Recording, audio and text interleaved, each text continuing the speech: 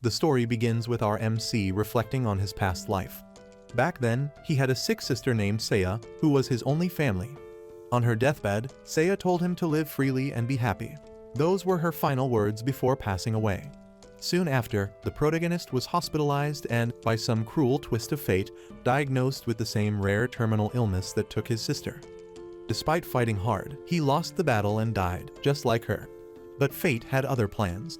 He was reincarnated as the illegitimate son of a wealthy noble, now named Leon Grandchef. Luckily, he retained all the memories from his previous life. As the bastard child, Leon was assigned a maid named Millie, a busty MILF who had cared for him since birth and was like a mother to him. In the present, while Millie helped in dressing him, it was explained to us that as an illegitimate child, Leon was not allowed to go out. And to make matters worse, he was also forbidden to study anything. It had been 8 years since Leon's reincarnation, but he still knew almost nothing about this new world. The only way he learned was through daily conversations with Millie and the occasional book she secretly gave him. Despite everything, Leon was happy. At least he was free from disease and could enjoy this new life. Millie noticed him lost in thought and asked if he'd started daydreaming again, as usual. Startled, Leon denied it, wondering how she knew. Millie was touched by his innocence and silently vowed to always be by his side. Just as Millie was about to bring up a discussion, a blonde girl burst into the house, calling Leon her little brother and excitedly asking him to go play. Leon was caught off guard but recognized her as Claire, his stepsister. Claire rushed over in the dining room and started tickling him, saying she was excited to finally see him again. Leon, a bit annoyed at the bad timing, complained that he was eating and warned her not to barge in without permission. Settling down, Claire asked what he'd been up to lately and Leon said he'd been studying.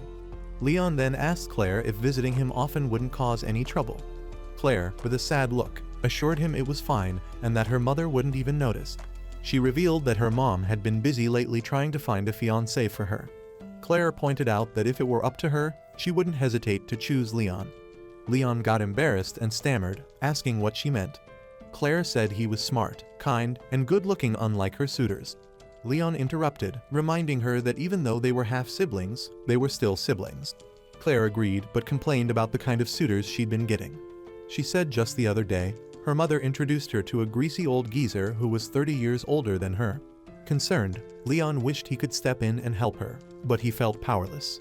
Suddenly, Claire remembered a terrible incident from a week ago and shouted that everyone's life was in danger.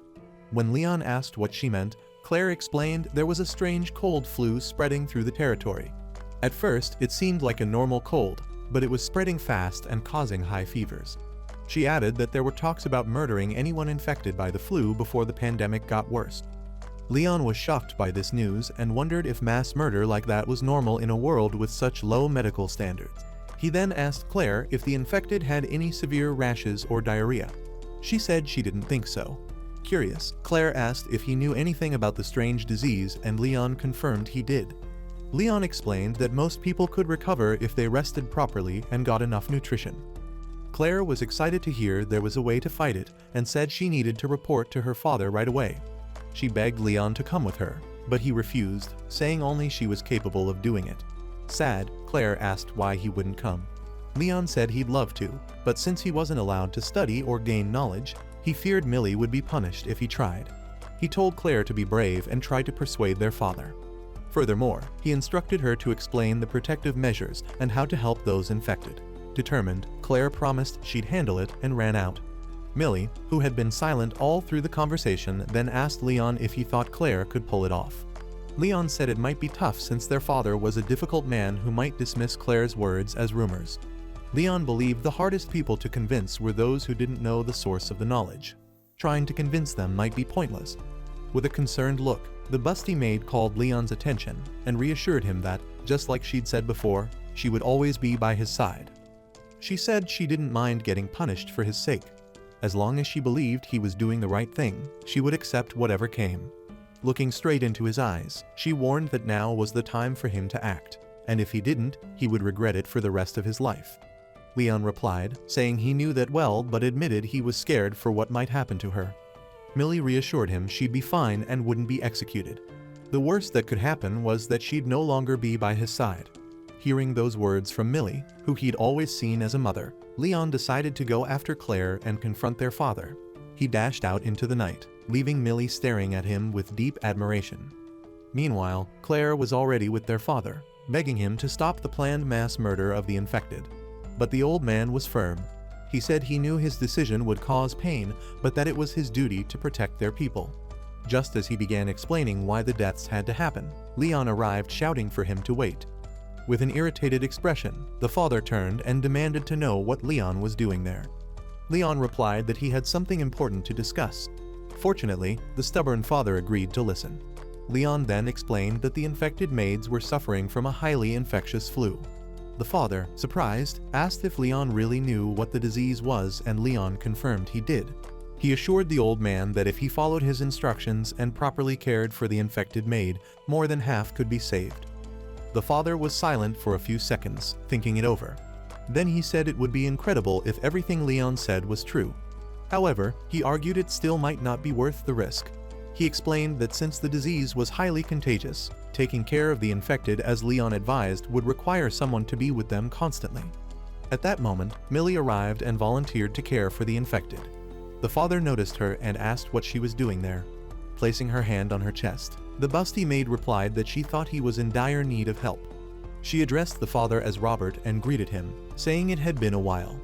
Robert asked again if she was sure she wanted to take care of the infected girls, and Millie confirmed she did. When Robert warned that she would be risking her life, Millie said she was aware of the danger but believed in Leon more than anything. The father said he understood and decided to leave Millie's fate in her own hands. Before leaving, Robert assured Leon that he would share his knowledge with everyone in their territory. With that, Millie began heading toward the camp of the infected maids. When Leon insisted on going with her, Millie turned and softly told him to focus on the important tasks he had. Just as Millie left, Claire rushed over to Leon, saying it was her fault and apologizing for getting him exposed. But Leon laughed it off, saying it was fine and that he had come out on his own impulse. Claire offered to help nurse the infected victims, but Leon reminded her that her mother, Caroline, would be furious if she found out.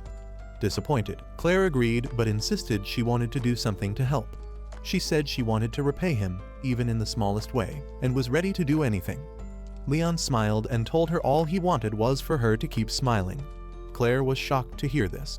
Leon explained that he chose to help her because he couldn't bear to see her sad. As long as she kept smiling, that was enough for him. Claire responded saying it was unfair, but then she promised to always smile, and then with a smile of gratitude across her face, she thanked Leon for his help. Several weeks later, the epidemic ended without much trouble. After that, Robert summoned Leon for questioning. Following the interrogation, Robert ended the contract between Leon and Millie, forcing her to leave. Before long, Claire came to check on Leon and sympathized with him over Millie's absence. But Leon told her he and Millie had already prepared for this outcome, so there was no need for apologies. Still, Claire said it must be heartbreaking to be separated from someone like a mother. Leon was surprised when Claire called Millie his mother. Wide-eyed in shock, he asked what she meant. Claire in turn asked if he hadn't known all along. She revealed that Millie was actually his biological mother.